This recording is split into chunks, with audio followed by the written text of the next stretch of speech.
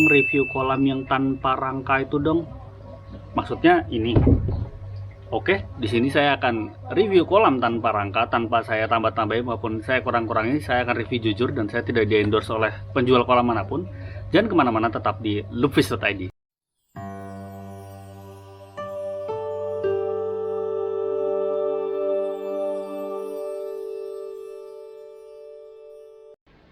Oke, jadi teman-teman di sini saya akan membahas mereview ya kolam yang lagi viral ini, kolam yang viral di media sosial, yaitu kolam tanpa rangka seperti yang di belakang saya ini. Jadi memang sempat viral di media sosial kolam tanpa rangka karena harganya lebih murah dan kelihatannya sangat praktis, instalasinya nggak pakai ribet. Tapi juga di media sosial ada yang meragukan tentang kekuatannya, apa kuat kolam dengan material seperti itu bisa menampung air sebanyak itu, seperti itu ya. Di sini saya akan review mulai dari materialnya dulu. Oke. Jadi bahan pembuat atau material yang digunakan untuk kolam tanpa rangka ini itu karpet talang ya. Ini karpet talang tapi bukan karpet talang yang tipis, ini kebetulan yang tebel gitu. Memang harus tebel, kalau enggak dia nggak mampu atau nggak kuat untuk menahan debit beban air yang banyak ya, yang penuh ya kalau kolamnya penuh. Jadi material pertama untuk bagian bodinya dia menggunakan karpet talang. Nah, karpet talang itu sama seperti yang saya pakai di kolam D3 saya. Ini ya, cuma karpet talang yang biasanya dipakai untuk kolam D3 hanya untuk sarungnya aja terpal supaya dia nggak menggelembung di antara wire mesh-nya ini. Dan dia lebih tipis. Tapi ini enggak. Karpet talang yang dipakai di sini jauh lebih tebal ya. Nah, bisa lihat untuk material bodinya dia menggunakan karpet talang yang tebal. Nah, untuk bagian dasarnya dia pakai terpal ya. Nah, kebetulan saya di marketplace saya beli itu klaimnya mereka menggunakan terpaulin untuk bagian bawahnya, tapi ini bukan terpaulin ya. Ini terpal biasa. Bahkan ini terpal yang termasuk tipis, mungkin A12 nih kalau nggak salah nih ya. Ini tipis, sayang banget. Tapi ya udahlah, saya nggak mau komplain, males ribet untuk ngurus returnya. Tapi ini menggunakan terpal untuk bagian dasar kolamnya.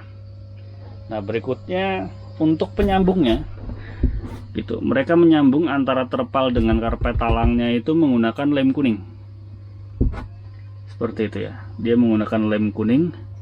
Mungkin kita bisa lihat di bagian sininya itu kayak ada jahitan-jahitan. Nah, ini dijahit ya, dijahit pakai benang gajah dia. Nah, jadi dijahit terus dia lem kuning untuk bagian penyambung antara karpet talang dengan terpal bagian dasar kolamnya. Lalu di bagian sini ada stitching, ada kayak bentuk jahitan tapi bukan ya, ini kayak di strapless besar gitu, terus dikasih lem kuning juga untuk sambungan antara karpet talangnya, seperti itu. Jadi material pembuatnya dari terpal tanpa rangka ini. Dan untuk tambahan di sini juga include untuk soket drainase ya, drainase atas sama drainase bawah. Jadi atas itu fungsinya biar nggak meluap ya, kalau misalnya hujan turun dari atas gitu kan. Jadi biar dia nggak meluap, dia akan keluar dari sini dulu. Terus ini untuk drainase pembuangannya. Seperti itu aja untuk material pembuatan dari kolam tanpa rangka ini. Oke, setelah kita tadi bahas tentang material pembuatan untuk kolam tanpa rangka ini, saya akan bahas kelebihan dan kekurangannya. Kita bahas kelebihan dulu kali ya. Untuk kelebihan dari kolam tanpa rangka ini, yang pertama adalah harganya murah. Harganya murah banget, yaitu 190.000 saya beli untuk ukuran diameter 1. Jadi dibanding dengan kolam saya yang itu ya, kolam itu saya beli seharga 400.000 menggunakan material terpal orchid dengan rangka peralon. Nah, sedangkan yang tanpa rangka ini hanya seharga 190.000. Jadi untuk beli kolam D1 saya yang itu, saya bisa beli dua yang ini gitu. Jadi kelebihan yang pertama, harganya yang benar-benar murah gitu. Kelebihan yang kedua, kolam tanpa rangka ini sangat praktis ya. Jadi sistemnya dia itu plug and play. Jadi paket datang, saya buka lempitannya itu jadi dalam bentuk terlipat dikirim, terus tinggal saya buka, paling saya cuman masang bagian soket drainasenya aja dan selesai, langsung bisa diisi air, bisa ditaruh ikan. Seperti itu ya, sangat praktis, berbeda dengan kolam D1 saya yang seharga 400.000 itu. Saya harus ngerakit dulu rangka paralonnya, harus membuat lubang drainasenya, seperti itu ya. Berbeda dengan kolam tanpa rangka ini yang tinggal plug and play dan semua selesai. Apalagi kalau kolam D3 saya yang menggunakan wire mesh itu lebih sulit lagi untuk rakitnya, karena dikirim dalam bentuk gulungan besi wire mesh. Itu ngerentanginnya paling nggak butuh 2 orang ya. Kalau 1 orang saya rasa, saya pribadi itu nggak bisa untuk masang kolam yang dengan wire mesh, kolam terpal dengan wire mesh itu lebih sulit dan untuk instalasinya nggak praktis. Berbeda dengan kolam tanpa rangka ini praktis banget. Jadi tinggal plug and play, datang tinggal ditaruh aja, pasang lubang drainasenya, diisi air, selesai. Itu aja. Itu kelebihan yang kedua. Nah, setelah kita bahas kelebihannya yang 2 tadi, kita bahas kekurangannya. Jadi kekurangan kolam tanpa rangka ini adalah, yang pertama menurut saya pribadi adalah pemberian lubang drainase yang menurut saya masih terlalu tinggi. Jadi pemberian lubang drainase yang masih, menurut saya masih bisa direndahin lagi ya, karena ini terlalu tinggi sehingga ketika saya nguras air kayak masih ada sisa. Justru yang sisa yang paling bawah itu kan kotorannya ya. Mungkin kalau bisa direndahin lagi lebih bagus. Dan mungkin ini karena saya belinya di toko si A ya, mungkin teman-teman yang beli di toko si B bisa minta request lubang drainasenya agak diturunin lagi sedikit aja. Mungkin ini maksudnya agar kekuatan jejak dari kolamnya ini biar lebih kuat ya, di setting drainasenya agak tinggi. Nah, tapi menurut saya ini masih terlalu tinggi, mungkin bisa direndahin lagi sedikit supaya nggak terlalu banyak sisa air ketika saya drain, saya kuras kolamnya. Karena menurut saya ini masih terlalu banyak, sedangkan kotoran itu kan mengendapnya di bawah gitu, sehingga saya harus kuras secara manual atau saya balik kolamnya, seperti itu. Itu yang kekurangan pertama. Kekurangan yang kedua itu tidak tahan terhadap kemiringan. Jadi kalau kalian lihat di media sosial gitu kan, ada yang mengatakan aman gitu, ada penjual kolam tanpa rangka ini yang mengatakan aman terhadap kemiringan. Saya sudah praktek Pak. Mungkin kalau yang dimaksud penjualnya kemiringan 1 derajat, 2 derajat gitu, 3 derajat mungkin memang masih aman. Tapi saya sebelumnya memasang kolam ini agak miring karena bagian tanahnya itu nggak rata ya. Nah, pada saat itu miring itu kolam saya sempat ambiar Pak, sempat tumpah ya, sempat jebol gitu.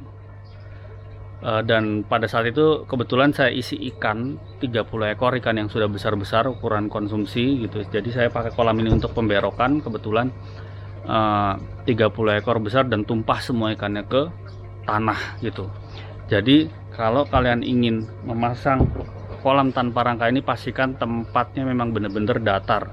Karena kalau miring gitu kan, di atas 5 derajat itu sangat berbahaya, apalagi pada saat hujan deras atau ada angin kencang gitu, dia bisa ambrol seperti itu ya, airnya tumpah semua. Itu yang terjadi sama saya. Nah, makanya di sini saya sekarang sudah datarkan tanahnya dan saya sedikit pasang rangka kayu kecil-kecil kayak gini ya, untuk sedikit membantu menahan dari apabila terjadi angin kencang maupun goncangan air di dalam gitu, supaya nggak tumpah lagi seperti sebelumnya gitu ya.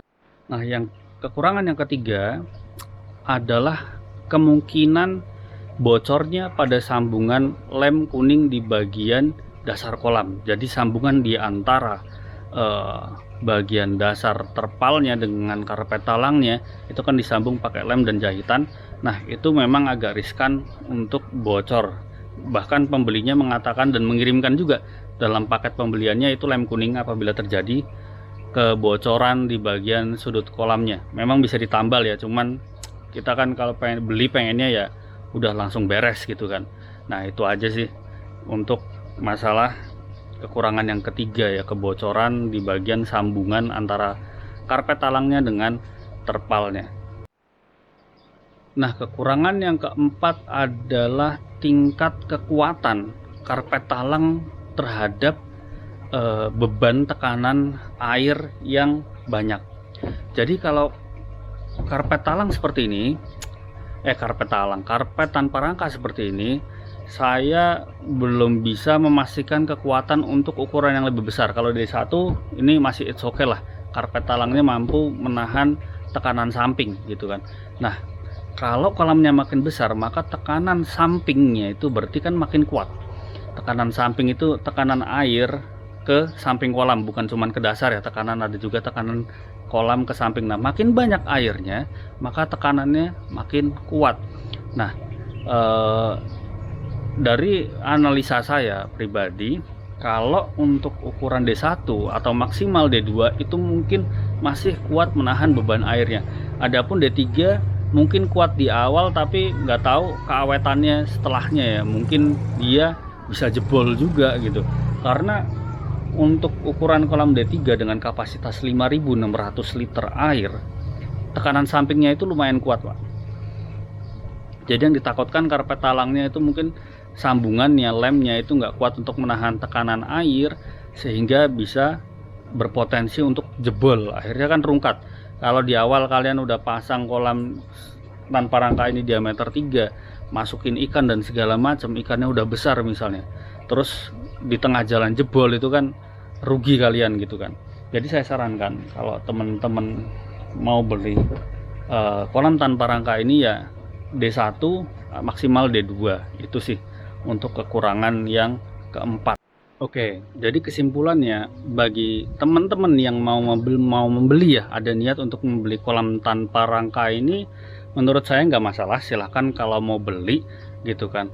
Tapi saran saya, jangan beli dengan ukuran lebih dari D2 seperti D3 gitu, diameter 3, karena tidak saya rekomendasikan. Jangan sampai teman-teman sudah pakai kolam D3 tanpa rangka ini, udah dimasukin ikannya udah remaja atau udah besar, tiba-tiba jebol di tengah jalan, itu kan bikin rungkat gitu ya. Adapun kalau diameter 1 atau diameter 2, saya rasa kolam tanpa rangka ini masih cukup kuat untuk menahan. Dan yang kedua, kalau kalian memang mau membeli kolam tanpa rangka ini, pastikan bidang tanah tempat kolam kalian itu benar-benar rata, itu lebih bagus ya. Karena kalau miring berpotensi juga untuk jebol seperti yang pernah saya alami gitu. Dan kembali lagi ke pilihan teman-teman. Kalau teman-teman mau cari kolam yang praktis, misalnya untuk kolam karantina atau untuk iseng-iseng aja untuk pelihara ikan gitu, kolam ini cukup worth it kok. Adapun kalau kalian mencari kolam yang lebih kuat, lebih awet, tapi nggak praktis dan lebih mahal, kalian bisa pakai kolam yang dengan rangka ya, seperti rangka peralon atau rangka wire mesh seperti itu. Tapi kalau kalian mencari yang praktis, murah dan mudah instalasinya, kalian bisa pakai kolam tanpa rangka ini. Jadi sesuaikan lagi dengan kondisi kalian di rumah. Sekian review kolam tanpa rangka dari saya. Semoga bisa menginspirasi teman-teman. Apabila teman-teman suka dengan video ini, bisa like dan subscribe. This is Lovis.id and until next time.